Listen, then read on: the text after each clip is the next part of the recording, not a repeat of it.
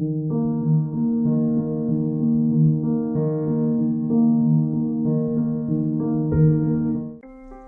Rules of Love", Rumi, Konya, December 12:45. Went on praying the morning prayer together in the open air.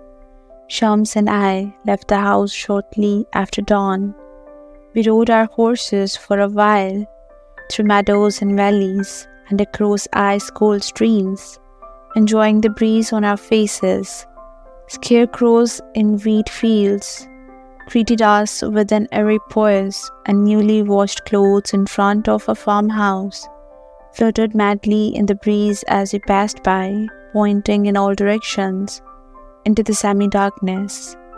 On the way back, Shams pulled at the reins of his horse and pointed to a massive oak tree outside the town. Together, we sat under the tree, the sky hanging above our heads in shades of purple.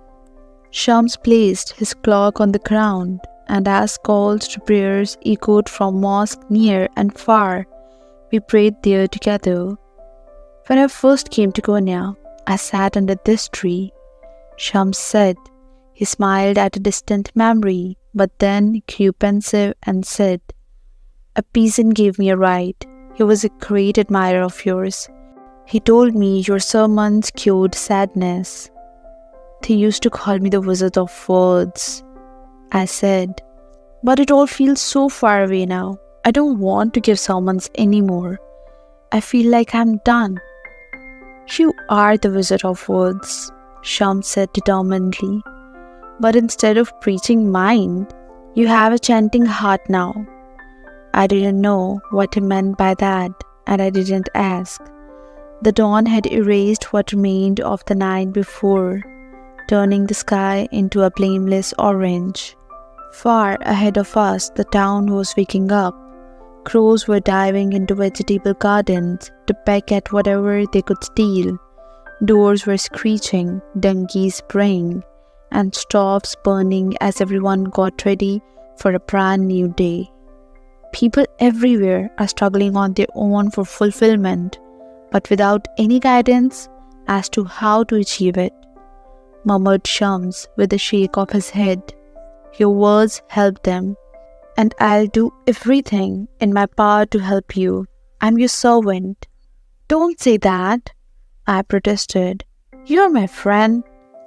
Oblivious to my objection, Shams continued, "My only concern is the shell you have been living in. As a famous preacher, you have been surrounded by fawning admirers. But how well do you know common people? Drunks, beggars, thieves, prostitutes, gamblers, the most inconsolable and the most downtrodden. Can we love all of God's creatures? It is a difficult test, and one that only a few can pass." As he kept speaking, I saw gentleness and concern in his face, and something else that looked almost like maternal compassion. "You're right," I conceded.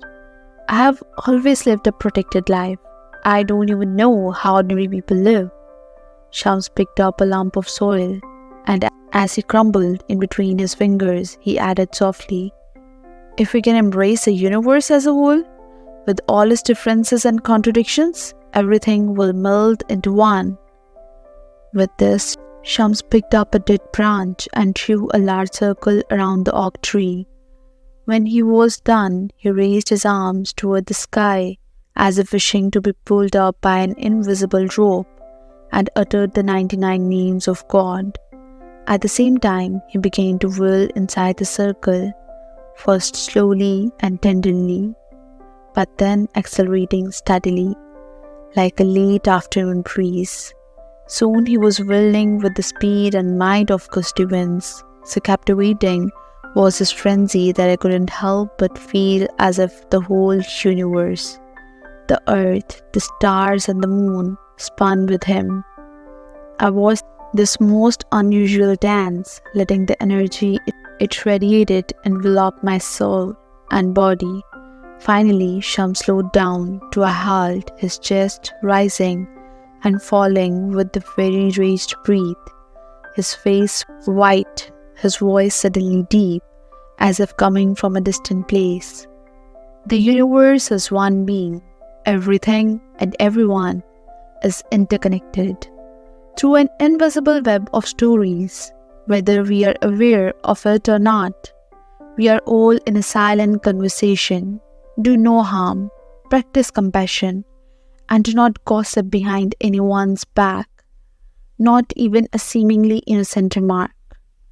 The words that come out of your mouths do not vanish, but are perpetually stored in infinite space, and they will come back to us in due time. One man's pain will hurt us all. One man's joy will make everyone smile. He murmured. This is what one of the 40 rules reminds us. Then he turned his inquisitive gaze to me. There was a shadow of despair in the bottomless depths of his eyes, a wave of sorrow that I had never seen in him before. One day he will be known as a voice of love, Shams remarked. East and West, people who have never seen your face will be inspired by your voice. How is that going to happen? I asked incredulously. Through your words, Shams answered. But I'm not talking about lectures and sermons. I'm talking about poetry. Poetry? My voice cracked. I don't write poetry. I'm a scholar. This elicited a subtle smile from Shams. You, my friend, are one of the finest poets the world will ever come to know. I was about to protest, but a determined look in Shams' eyes stopped me. Besides, I didn't feel like arguing. Even so, whatever needs to be done, we will do it together. We will walk on this path together.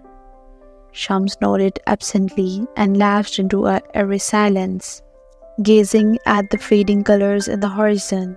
When he finally spoke, he uttered those ominous words that have never left me, scaring my soul permanently. As much as I would love to join you, I'm afraid you will have to do it alone. What do you mean? Where are you going? I asked. With a wistful pucker of the lips, Shams lowered his gaze. It's not in my hands. A sudden wind blew in our direction, and the weather turned chilly, as if warning us that the fall would soon be over. It began to rain at the clear blue sky in light, warm drops as faint and delicate as the touch of butterflies.